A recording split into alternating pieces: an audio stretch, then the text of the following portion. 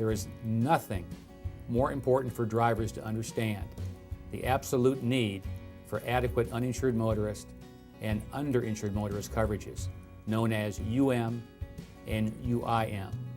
This is basically Insurance 101. These coverages in Indiana are unbelievably not required, and you should never, ever waive these coverages.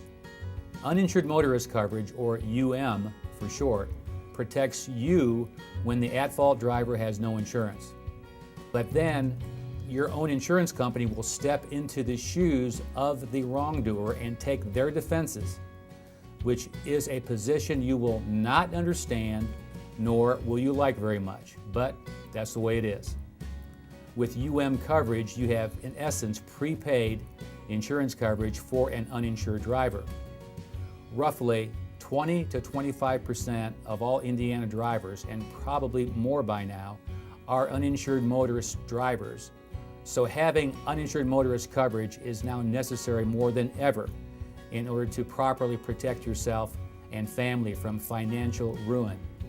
Underinsured motorist coverage, on the other hand, or UIM for short, protects you when the at-fault driver has insurance but just not enough to fairly compensate you.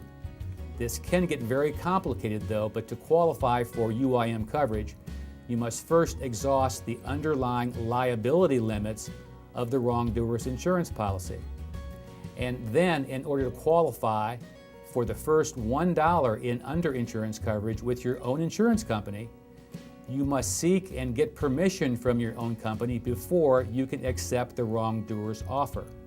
If you fail to do this, you have made a large mistake, which will then allow your insurance company to basically get out of paying any UIM benefits, which is not what you want to have happen. Even if getting their permission, you must then set off from your own underinsured motorist limits the amount you receive from the wrongdoer, but only so long as your underinsured limits are greater than the wrongdoer's limits. For example, if your case is worth more than $50,000, the wrongdoer, let's say, has insurance coverage of $25,000, and you have underinsurance coverage of $50,000, you can only get a total of $50,000.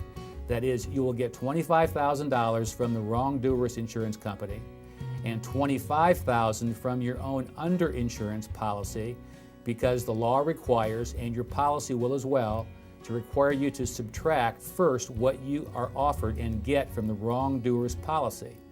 So even if you have paid a premium for $50,000 in coverage, for example, there is no scenario in which your insurance company will ever have to pay you $50,000. This can get very complicated, and it's crucial that you don't make a mistake so you don't jeopardize any of your coverages you thought you had. It's imperative. Be very, very careful here.